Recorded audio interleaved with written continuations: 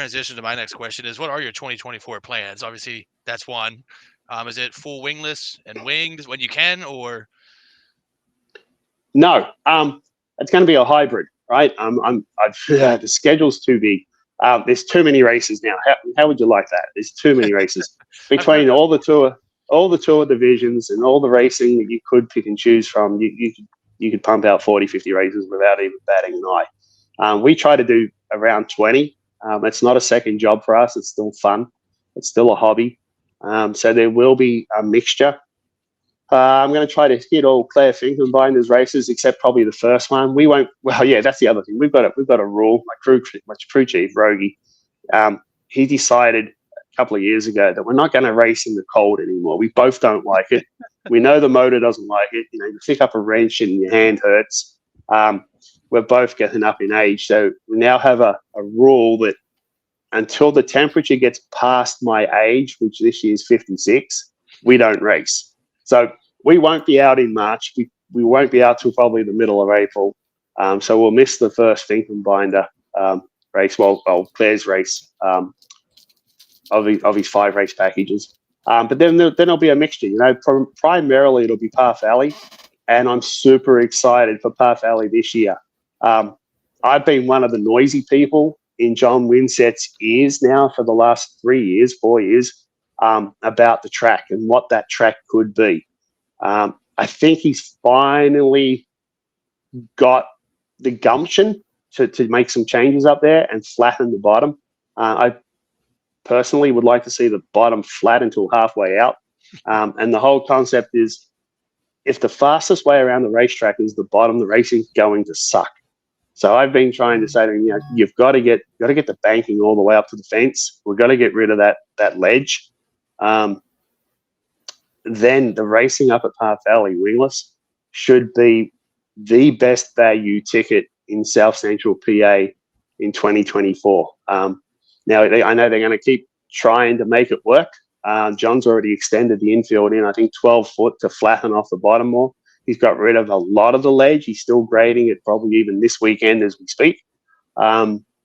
His intent is very honourable this year. He knows he needs to make it a racy track.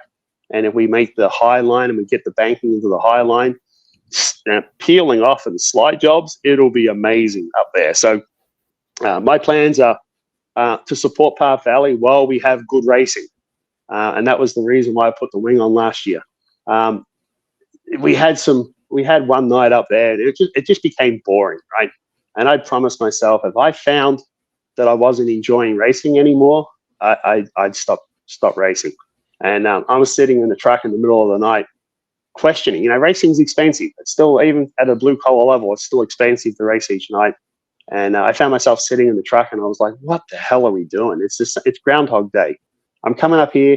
I'm getting pissed off because the racing quality is not there. We're not doing the slide jobs. The very first year, I was doing fantastic slide jobs. I know there was one sign there with Billy Bryan. I had a blast. We went like probably 5 laps in a row, every corner. And that was my first year. And all I could think of at the time was, holy shit, that's Billy Bryan. He beat the Outlaws at Lincoln. And here I am doing slide jobs with Billy. That same year, I went around the outside of Carmen Perigo in the 93, and I almost stuffed it in the fence going down the back straight, because all I could think of was Walt Bigler, the legacy that car has, and just what a champion Carmen Perigo is. And I'm thinking, I just went around the outside of him, pinch myself. Is this real or is this a dream? So if Par Valley's right, the track is fantastic. So then last year I said, okay, I'm not having fun. What am I going to do? I got to change it up. I thought, screw this. I'm going to put a wing on. I quickly went and bought a wing off Steve Wary. He had one laying around, and I got a white can of paint and just painted it. Went down to Brian Brooks and said, quick, I need another number 14 from Brooks Graphics. Brian's a great guy. He did all the lettering on the car last year, did all the signage, gave me all, it looks really good. It was exactly what I wanted.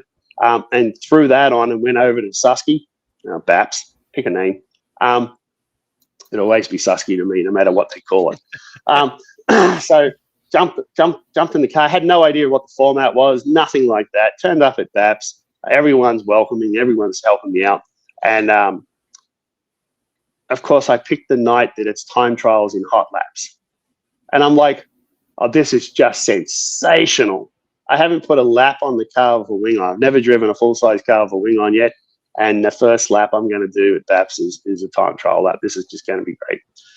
So, I sucked. I threw the car in like it was a wingless car. Learning to slow my hands down is the key. And just being a lot smoother than what I'm used to racing. Danny Miller came over and helped me with some setup stuff and some ideas. I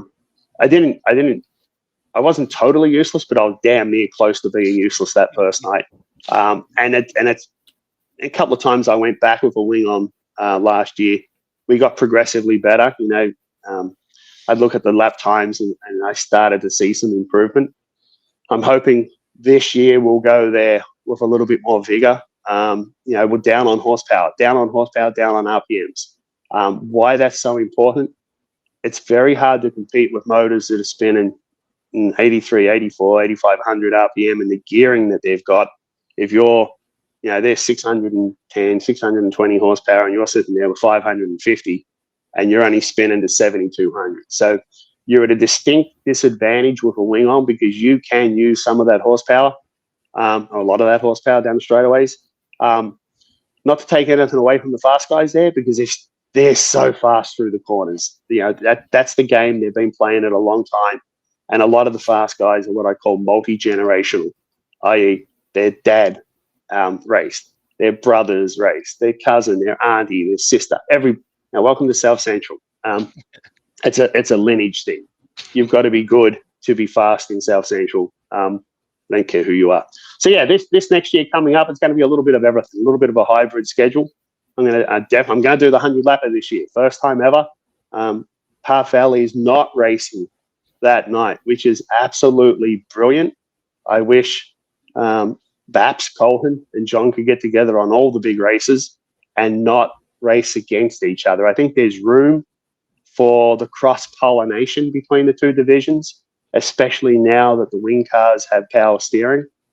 There's really no excuse why a wingless guy can't go to Baps on a night where the wingless are not racing and race with a wing on, and vice versa. There's a lot of, I think Baps has June off or something. There's no pretty much all of June. There you go. There's no reason why those guys can't come and play wingless that night. Well, Kenny says he's not doing it because he would suck. So you heard that last week. I saw that, and I get it. He runs a 2-car operation. I get it. There's a lot of work, and he's got kids, and he's thinking I can have June off. So that's a summer break for him. I get that. Right.